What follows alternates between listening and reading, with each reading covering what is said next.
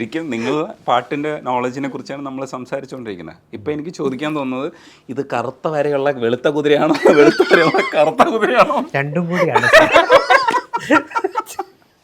ഞാൻ ഇടയ്ക്ക് ചോദിക്കാൻ പറ്റും. ആ പ്രേമിക്കുന്ന സമയത്ത് ഇതിൻ്റെ ഒരു പോയിന്റ് ഉണ്ടല്ലോ, കണക്ഷൻ പോയിന്റ്. ഇപ്പം പല കാരണങ്ങൾ ഇതിനകത്ത് ആഡ് ചെയ്യപ്പെട്ടിട്ടുണ്ട്.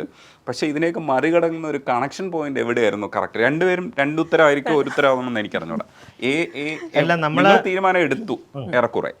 തീർച്ചയായിട്ടും. അപ്പം അത് ഒരു ഇങ്ങനെ ഇങ്ങനെ ഇങ്ങനെ പതിയെ പതിയെ വന്നതാണ്. അതുകൊണ്ടാണ് ആ പാട്ടിന് അവിടെ ഇമ്പോർട്ടൻസ് വന്നത്. പിന്നെയും അതായത് ഏട്ടൻ പറഞ്ഞത് എങ്ങനെയാന്ന് പറഞ്ഞാൽ, പിന്നെയും പിന്നെയും പറയുന്ന സമയത്ത് പിന്നെയും പാടിയെങ്കിലും അത് ഇവിടെയാണ് എഫക്ട് ചെയ്തേക്കുന്നത്, സവിജയ്ക്ക് എഫക്ട് ചെയ്തേക്കുന്നത്.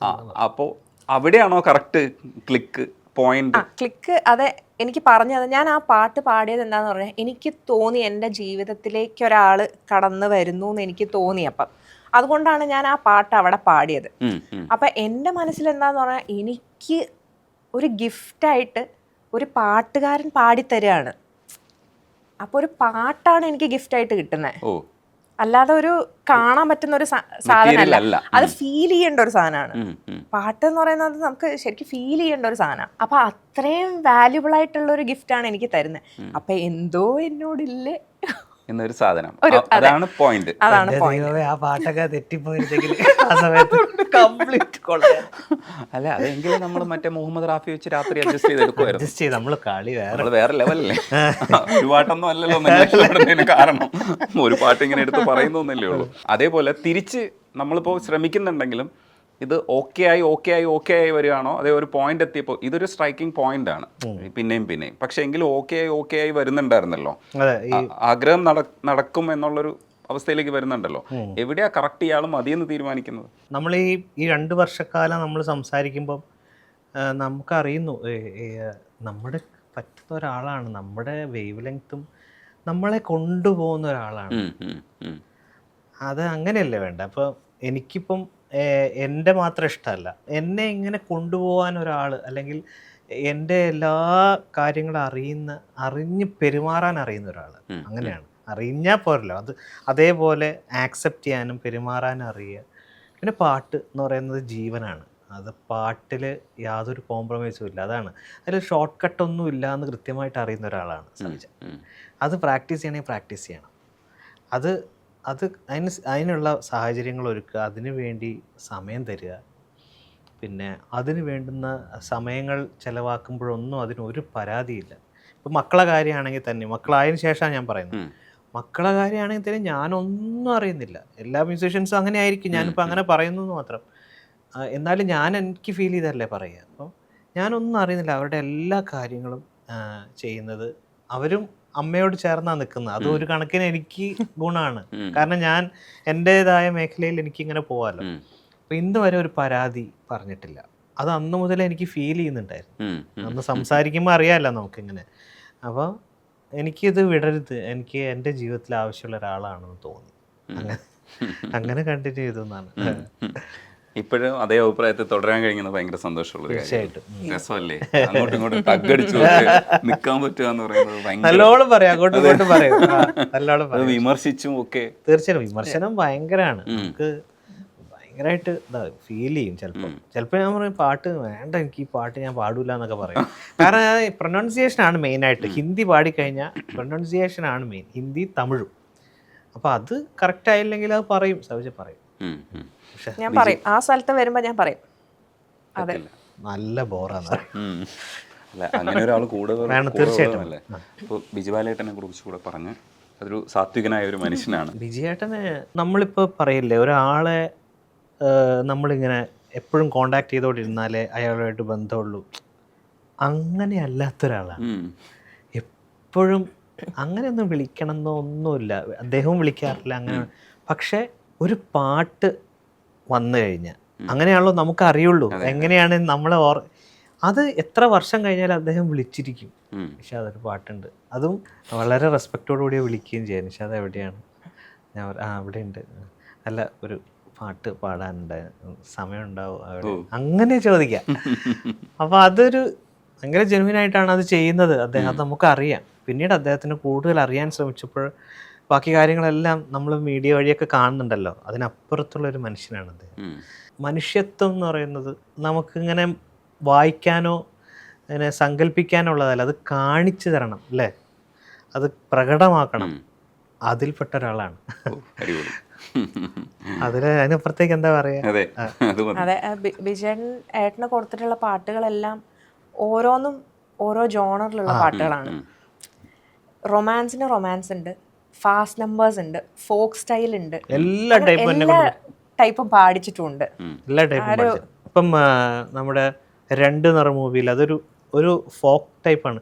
ഓ തെക്കോരം കോവിലിൽ നിന്നും ശംഖൊലിയുയരുന്നേ, വടക്കോരം മണികൾ മുഴങ്ങി ബാങ്കൊലിയും കേട്ടേ, തെക്കോരം കോവിൽ. ഒരു പാട്ട്. മിഴി മിഴി സ്വകാര്യമായി കഥ പറയവേ, ഇരുവരുമഗാധമായി അതിൽ മുഴുകി നീങ്ങവേ, മായുന്നു ലോകങ്ങളൊന്നാകെയും നീ മാത്രമാകുന്നിതെൻ മുന്നിലായി, ആത്മാവിൽ പേരോതിടാൻ പോലുമാകാത്തൊരേതോ സുഖം. ഇങ്ങനത്തെ പാട്ട് തന്നൊരാളാ. ആ വരി ഇഷ്ടായില്ലേ? എനിക്ക് തോന്നി, അതോടെ ഞാൻ പാടിയത്.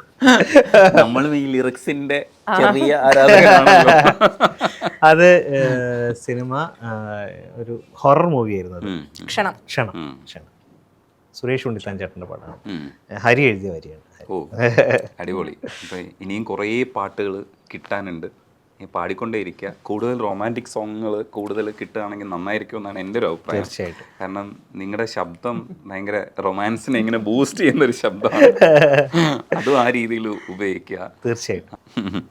അപ്പോൾ വിട്ടുപോയ പ്രധാനപ്പെട്ട പാട്ടുകളിലൊന്നാണ് നാട്ടുവഴിയോരത്തെ. തീർച്ചയായിട്ടും അതൊരു രസമുള്ള ഒരു അനുഭവമായിരുന്നു കേട്ടോ. എന്ന് വെച്ചാൽ ആ പാട്ട് ആദ്യം ചിത്രേച്ചി പാടി, അത് പറയണം, അതിൻ്റെ മ്യൂസിക് ഡയറക്ടർ പ്രത്യേകം പറയണം, കോഴിക്കോട് ഒരു ഭയങ്കര ഫേമസ് ഗിറ്റാറിസ്റ്റും അതേപോലെ തന്നെ ഒരു ഡുവോ ആയിരുന്നു അല്ലേ, 2 ആൾക്കാർ ചേർന്നിട്ടാണ് അത് ചെയ്തത്. നമ്മുടെ ബെനറ്റ് ആൻഡ് വീത്രാഗിനെ എല്ലാവർക്കും അറിയാം, ഒരുപാട് ഗസൽസ് ഒക്കെ പാടുന്ന ആളാണ് അത്. അവർ 2 കൂടി ചേർന്ന് ചെയ്ത പടമാണ് കമൽ സാറിൻ്റെ ഗദ്ദാമ. അപ്പം അത് ചെന്നൈയിൽ റെക്കോർഡ് ചെയ്യുന്ന, അപ്പം ചേച്ചി പാടി കഴിഞ്ഞിട്ട് അതിൻ്റെ ഡ്യുവറ്റാണ് എന്നോട് പാടാൻ പറഞ്ഞത്. അപ്പം ചേച്ചി പാടി കേട്ടിട്ട് അത് അപ്പോൾ വലച്ചി എന്ന് പറയുന്ന രാഗത്തിലാണ് പുള്ളി ചെയ്തതെന്നൊക്കെ പ്രത്യേകമായി പറഞ്ഞു. അങ്ങനെയൊക്കെ ആയിട്ടുള്ള ഒരു പ്രത്യേകതയായിട്ടുള്ള ഒരു പാട്ടാണെന്ന് പറഞ്ഞു. അങ്ങനെ ആ പാട്ട് ചേച്ചി പാടിയതിൻ്റെ മെയിൽ വേർഷൻ മാത്രമേ ഞാൻ, അതായത് ഫീമെയിൽ ഡിവിഷൻ ഉണ്ടാവുമല്ലോ, അതിൽ മെയിൽ വേർഷൻ മാത്രം പാടിയാമെന്ന് ആദ്യം പറഞ്ഞു. പിന്നെ പറഞ്ഞു അല്ല അത് ഫുള്ള് പാടിക്കും, ഏതായാലും പാടുകയല്ലേ അതങ്ങ് ഫുള്ള് പാടിക്കുമെന്ന് പറഞ്ഞു. ചേച്ചി പാടി വെച്ചിട്ടുണ്ട്, അതൊന്ന് കേട്ടോ എന്നിട്ട് പാടിക്കുന്നു. അങ്ങനെ ഞാൻ ഫുള്ള് പാടി. അപ്പം എന്നോട് പറഞ്ഞു അത് ഇങ്ങനെ ഡിവൈഡ് ചെയ്തിടും എന്ന് പറഞ്ഞു. പിന്നീട് അത് ഇങ്ങനെ വന്നു കഴിഞ്ഞപ്പോഴാണ് പിന്നെ വിജയ് പാടിയ പാട്ട്. അങ്ങനെ വിജയ് അത് കോമ്പിനേഷനായി വന്നു. അപ്പം ബെന്നറ്റ് പറഞ്ഞു അതിങ്ങനെ വിജയ് പാടി ഒന്നും വിചാരിച്ചു. ഞാൻ പറഞ്ഞു അതും കുഴപ്പമില്ല. പക്ഷെ അത് പിന്നീട് ആ പാട്ട് പിന്നെ ഉപയോഗിച്ചില്ല എന്നാണ് എൻ്റെ ധാരണ. അങ്ങനെ വർഷങ്ങൾക്ക് ശേഷം ഞാൻ ദുബായിൽ ഇങ്ങനെ ഒരു ഷോയ്ക്ക് പോയപ്പം അവിടെ ഒരു FM-ൽ എന്നെ ഇൻ്റർവ്യൂവിന് വിളിച്ചു. അപ്പോൾ FM-ൽ അവിടെ ചെന്നപ്പോഴത്തേക്ക് അവരാദ്യം പ്ലേ ചെയ്ത പാട്ട് ഇതാണ്, നാട്ടുവഴി. അപ്പോൾ ഞാൻ ചോദിച്ചു ഈ പാട്ട് എൻ്റെ മെയിൽ വേർഷൻ ഉണ്ട്, അപ്പോൾ നിങ്ങൾക്ക് അറിഞ്ഞൂടെ? എനിക്കറിയില്ല, സത്യമായിട്ട് അറിയില്ല. ഈ പാട്ട് ഗൾഫിൽ ഭയങ്കര ഹിറ്റാണ് എന്ന് പറഞ്ഞു എന്നോട്. ഞാൻ പറഞ്ഞു അയ്യോ സന്തോഷം, വളരെ സന്തോഷം. അപ്പം അങ്ങനെയാണ് ആ പാട്ടുണ്ടെന്ന് ഞാൻ അറിയുന്നത്. അപ്പോൾ അത് വേണം.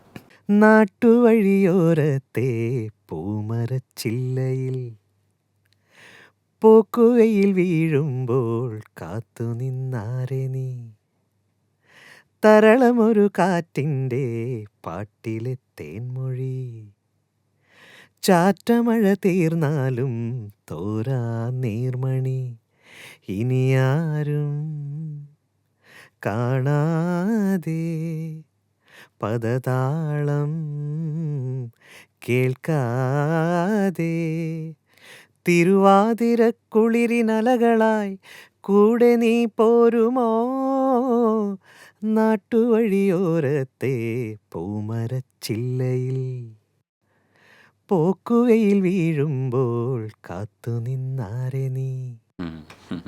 ഇതേപോലെ തന്നെ വൈക്കം വിജയലക്ഷ്മി പാടിയ ഒറ്റയ്ക്ക് പാടുന്ന മൂല അത് ഈ പറഞ്ഞ പോലെ ഒരു, പക്ഷെ അത് വേറെ ഒരു വേർഷൻ തന്നെ സുബിൻ സാർ ഉണ്ടാക്കിയിരുന്നു ആ പാട്ടിന്.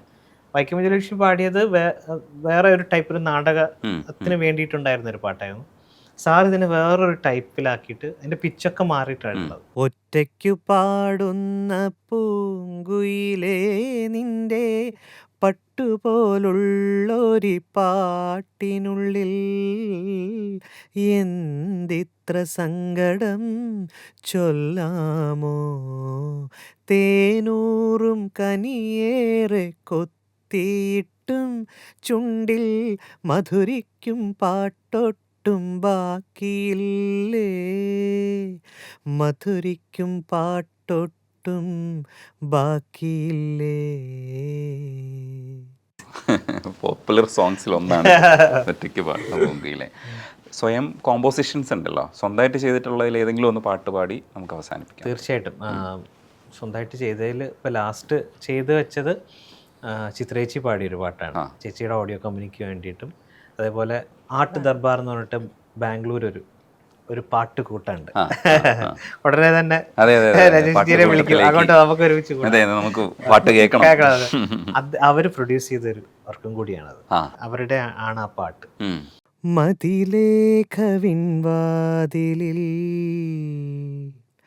ശരറാന്തൽ തിരിനീട്ടവേ,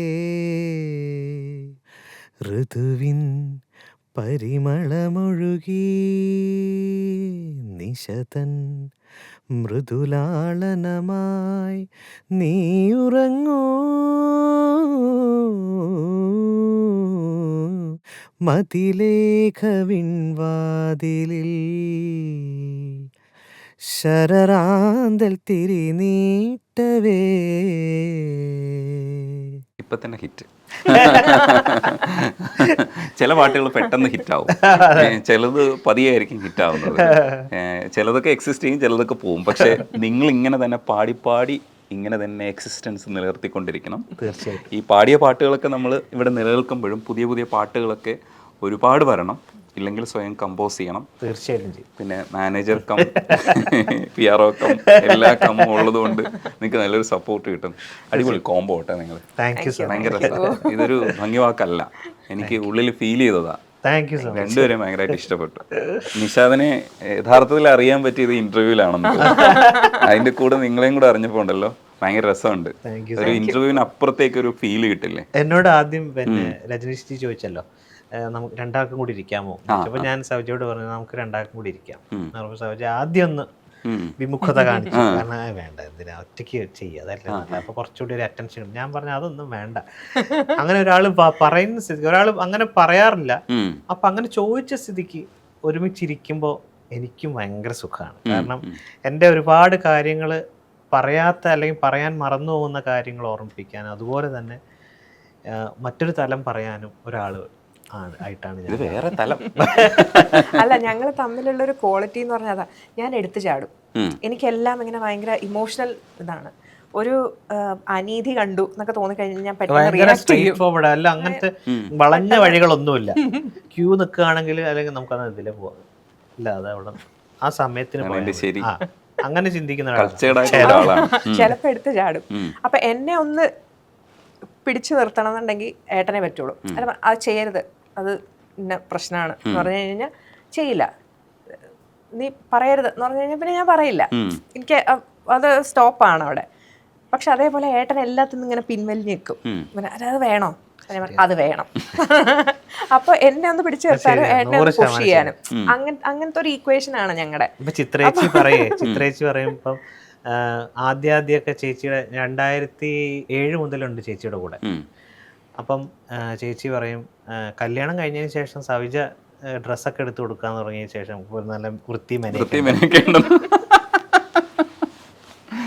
ചേട്ടനും പറയും, വിജയ് ചേട്ടല്ലേ ചേച്ചിയുടെ ഹസ്ബൻഡ്. ഇപ്പൊ കുറച്ചൊരു നന്നായിട്ടുണ്ട്. മറ്റത് ഒരുമാതിരി ക്രെഡിറ്റ് കംപ്ലീറ്റ് അടിച്ചോണ്ട് പോയി കേട്ടോ. നിങ്ങൾ ഇത്രയും പാടി കഷ്ടപ്പെട്ടിട്ട് എന്തെങ്കിലും കാര്യം ഉണ്ടായോ? ഒരു കാര്യമില്ല. പക്ഷേ അതിൽ കാര്യമുണ്ട് പാട്ടല്ലേ കേട്ടോ. നിക്കുന്നത്, പാട്ടല്ലേ മെയിൻ നിക്കുന്നത്. അതെ അതെ ബാക്കി ഇത് കല വേറെ ലെവലാണ്. Thank you. അപ്പൊ സന്തോഷം.